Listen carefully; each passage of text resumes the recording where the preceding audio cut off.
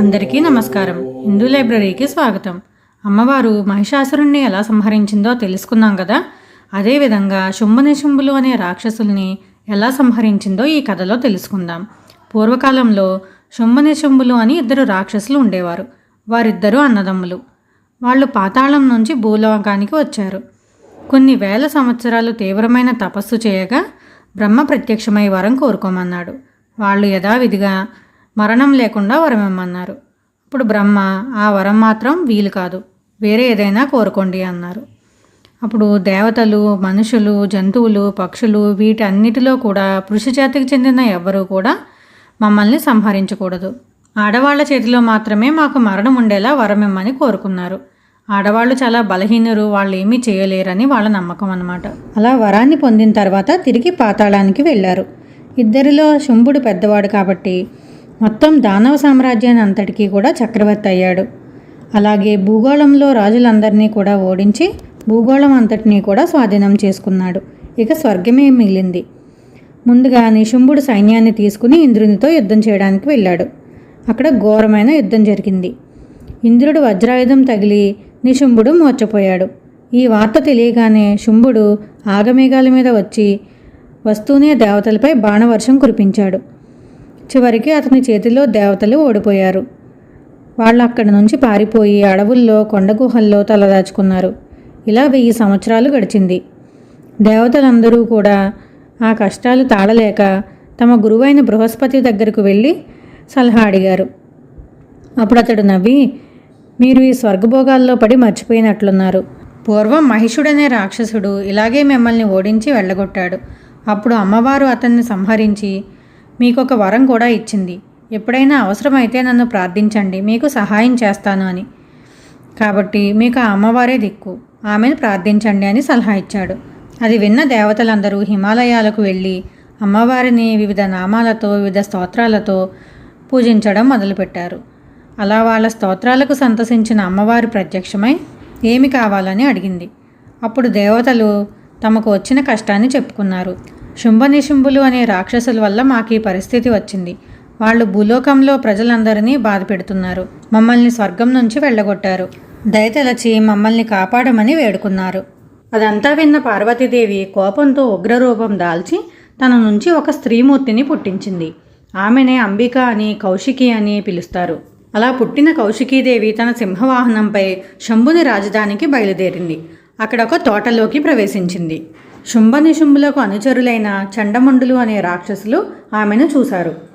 చూడగానే ఆమె సౌందర్యానికి ఆశ్చర్యపోయారు. వెంటనే తమ రాజు వద్దకు వెళ్ళి ఇలా చెప్పారు, నువ్వు భూమి మీద స్వర్గంలోనూ అత్యుత్తమమైనవన్నిటినీ కూడా సొంతం చేసుకున్నావు.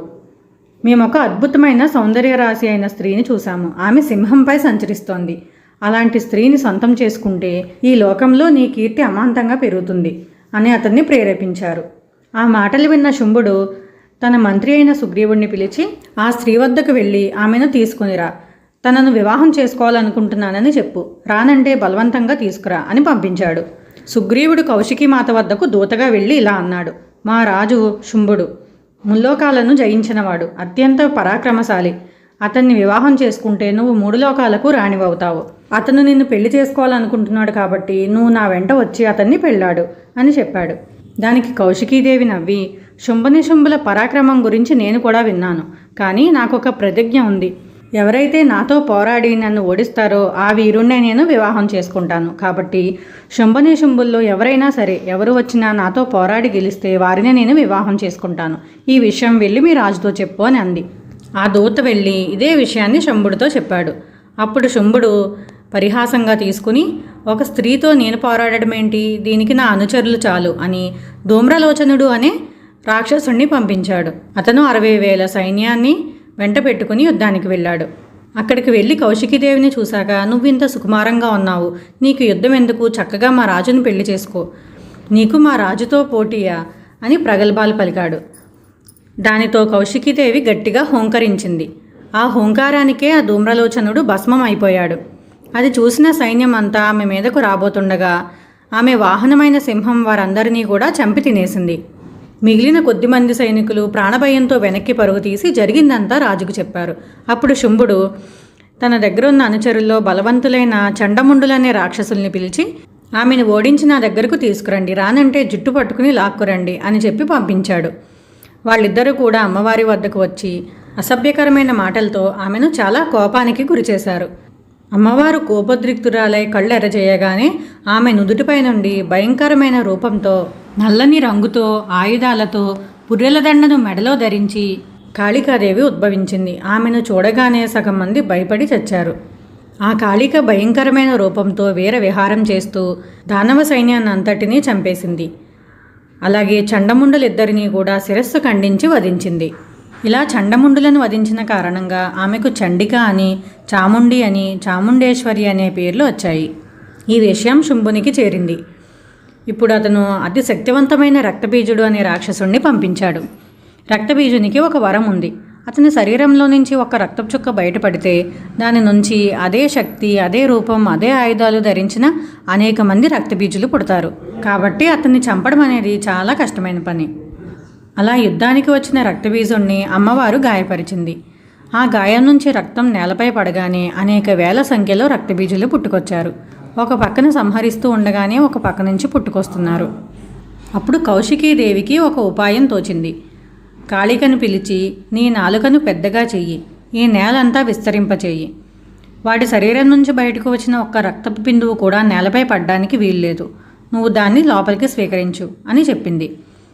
అప్పుడు కాళికాదేవి అదేవిధంగా తన నాలుకను చాపి ఆ రక్తాన్ని అంతటినీ జురుకోవడం మొదలుపెట్టింది. అప్పుడు కౌశికీదేవి ఘోరమైన యుద్ధం చేసి రక్తబీజుణ్ణి తన ఆయుధాలతో సంహరించింది.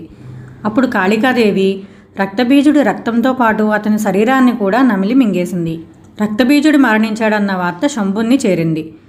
ఇక తన దగ్గర ఉన్న గొప్ప గొప్ప వీరులందరూ మరణించడంతో మిగిలిన దానవ సైన్యాన్ని అంతటినీ వెంట పెట్టుకుని తన తమ్ముడితో కలిసి యుద్ధభూమికి వెళ్ళాడు.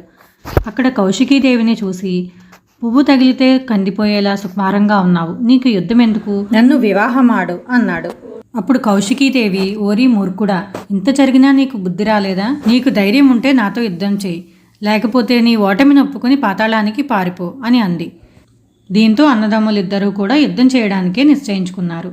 ఇంతలో కౌశికీదేవికి సహాయం చేయడానికి బ్రహ్మ, విష్ణు, ఇంద్రుడు, మిగిలిన దేవతలందరూ కూడా తమ భార్యల యొక్క అంశల్ని పంపించారు. అలాగే దేవతలు తమ సైన్యాన్ని కూడా సహాయంగా పంపించారు. ముందుగా నిశుంభునితో ఘోరమైన యుద్ధం చేసి అతని చేతులు నరికి అతన్ని సంహరించింది. తర్వాత శంభుడు కూడా అమ్మతో తలపడ్డాడు. భీకరంగా జరిగిన యుద్ధంలో అమ్మవారు ముందుగా శుంభుణ్ణి తన ఆయుధాలతో గాయపరిచి చివరికి శిరస్సు ఖండించింది. ఇలా దుష్ట శిక్షణ పూర్తయింది. దేవతలు సంతోషంగా తిరిగి తమ స్వర్గానికి వెళ్ళారు. భూలోకంలో ఋషులు ప్రశాంతంగా తమ యజ్ఞయాగాదులను కొనసాగించారు. ఇలా అమ్మవారు దుష్ట శిక్షణ, శిష్టరక్షణకై కౌశికీదేవిగా, కాళికాదేవిగా ఉద్భవించింది. ఈ వృత్తాంతాన్ని నేను దేవి భాగవతం నుంచి తీసుకున్నాను. ఇక్కడ కాళికాదేవి గురించి ఇంకొక విషయం మీకు చెప్తాను. మనకు కాళికాదేవి పటాలు ఏవి చూసినా కూడా ఇలా కాళికాదేవి కాలి కింద శివుడు ఉండడం కనిపిస్తుంది. చాలామంది కాళికాదేవి శివుడిని తొక్కడం ఏంటి అని అనుకుంటూ ఉంటారు. దీని వెనకాల ఉన్న కథ ఏంటో ఇప్పుడు చెప్తాను. ఇందాక మనం రక్తబీజుడి కథ చెప్పుకున్నాం కదా. అప్పుడు కాళికాదేవి తన నాలుక చాచి రక్తబీజుని రక్తాన్ని తాగిన తర్వాత తనలోని క్రోధం వల్ల, అలాంటి రాక్షసుడి రక్తాన్ని తాగడం వల్ల ఆమె ప్రళయ తాండవం చేయసాగింది. ఆ తాండవానికి భూలోకం అంతా కూడా అల్లకల్లోలమైంది. ఆమెను ఎలా ఆపాలో ఎవరికీ అర్థం కాలేదు. ఆమె ముందుకు వెళ్లే ధైర్యం కూడా ఎవరూ చేయలేకపోయారు. అప్పుడు అందరూ కలిసి పరమశివుడిని ప్రార్థించారు. అప్పుడు పరమశివుడు ఆమె నడిచి వస్తున్న దారికి అడ్డుగా పడుకున్నాడు. ఆమె అలా నృత్యం చేస్తూ వచ్చి పరమశివునిపై కాలు మోపగానే ఆ స్పర్శ తగిలిన వెంటనే తన భర్త అని తెలుసుకుని వెంటనే నాలుక కరుచుకుని శాంతించి మామూలు రూపానికి వచ్చింది. ఈ పటం మనకు ఎక్కడ చూసినా కనిపిస్తుంది. అలాగే కథ కూడా బాగా ప్రాచుర్యంలో ఉంది. ఇది ఏ పురాణంలో ఉన్నదన్నది నాకు సరిగ్గా తెలియదు. నేను ముందు చెప్పిన శుంభనిశుంభుల వధ అంతా కూడా దేవి భాగవతం నుంచి తీసుకుని చెప్పాను. కానీ ఈ ఘట్టం మాత్రం దానిలో లేదు. కానీ ఫోటో చూసిన వాళ్ళలో చాలామందికి ఇదే అనుమానం వస్తుంది, శివుణ్ణి కాళికాదేవి తొక్కడం ఏమిటి అని. ఆ అనుమానం తీర్చాలనే ఉద్దేశంతో నేను ఈ కథను చివరిలో యాడ్ చేశాను. మహిషాసురుని వధ ఎలా జరిగిందన్నది నేను ఇంతకు ముందే వీడియో చేశాను. చూడని వాళ్ళు ఎవరైనా ఉంటే దాన్ని కూడా చూడండి. డిస్క్రిప్షన్లో లింక్ ఇస్తాను. వీడియో నచ్చితే లైక్ చేయండి, మరింత మందికి షేర్ చేయండి. మరిన్ని వీడియోల కోసం ఛానల్ సబ్స్క్రైబ్ చేసుకోండి. సర్వే జనా సుఖినో భవంతు.